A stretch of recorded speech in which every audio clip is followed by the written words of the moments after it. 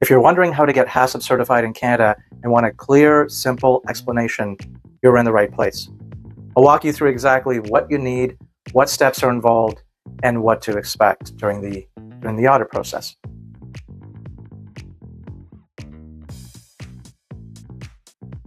HACCP certification isn't just a checkbox. It can open up new markets, help you avoid costly recalls, and show regulators and clients that your food safety systems are solid. That said, getting started can feel really overwhelming. Now, we've worked with many companies, from food manufacturers to importers, who delayed HACCP certification because the process seemed unclear and/or daunting. Some tried to piece things together using online templates, while others waited until an inspection forced them to act. By then, it was stressful, rushed, and very costly. Now, if that sounds familiar, you're not alone. Even experienced teams sometimes feel unsure about whether they need HACCP, or what the certification process looks like, or which documents an auditor might ask for. So let's break it down for you.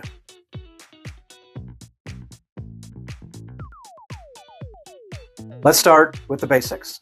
HACCP stands for Hazard Analysis Critical Control Point. It's a food safety system that helps you identify, control, and prevent hazards in your process. In Canada, HACCP principles are required under the Safe Food for Canadians regulations, SFCR for short. If you're manufacturing, importing, exporting, or preparing food for sale, you're expected to have a preventive control plan that includes HACCP elements. In most cases, certification isn't just a nice to have, it's necessary.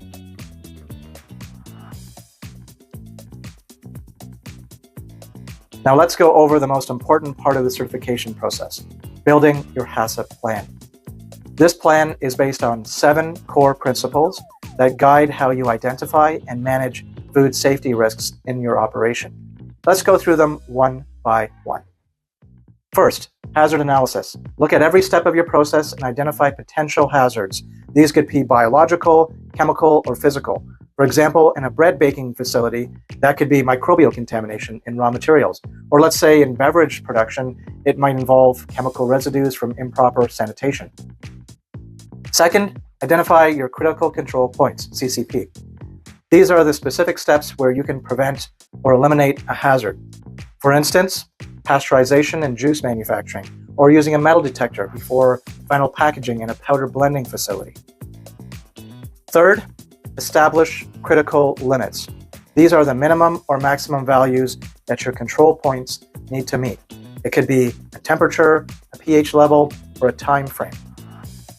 Fourth, set up monitoring procedures. You need to decide how you'll check each control point, how often, and who is responsible for doing it. Fifth, define corrective actions. This is what you'll do if something goes out of the acceptable range. You need to fix the issue and make sure it's documented. Sixth, verification.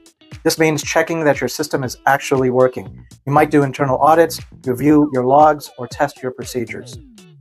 Seventh, record keeping. Everything you do needs to be documented. That includes checks, corrective actions, staff training, and updates to your plan. These records are for what auditors will review.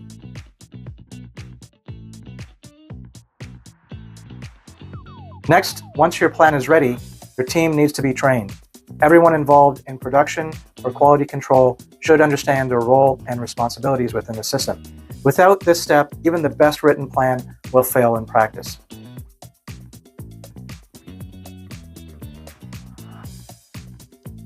Now it's time to put your plan into action. That means monitoring your control points, following your procedures, and keeping accurate records. You'll want to track everything: daily checks, issues you corrected, even missed steps. This documentation becomes your proof that your HACCP system is real and functioning.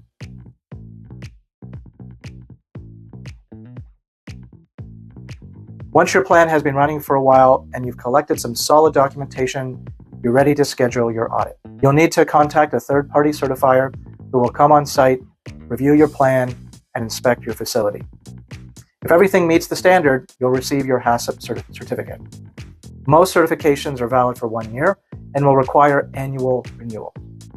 Before we wrap up, here are a few common mistakes to avoid. First, don't rely on a generic template. It won't reflect your real process and will raise red flags during an audit.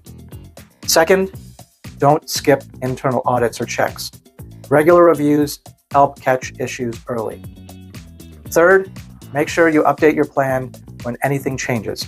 Equipment, processes, ingredients. A static plan quickly becomes outdated. And finally, don't wait until a buyer or inspector asks for it. Starting early gives you time to do things properly and with less stress. I know that HACCP certification can feel like a big task at first, but once the system is in place, it becomes a natural part of how your business operates. At Quality Smart Solutions, for example, we help simplify that process. Before your HACCP plan is implemented, we guide you through the early steps, helping you organize what needs to be done and what needs to be done and to be put in place, so the 7 principles are properly integrated. From there, we review your food safety documentation to make sure it aligns with Canadian requirements and supports a smooth certification process. We also assist with employee training and audit preparation so your team knows the responsibilities and you're ready when it counts. If you have questions or need help at any stage, feel free to reach out. We're here and happy to help. And that's it for today. I hope this video gave you a clear overview of how to get HACCP certified in Canada. Thanks for watching.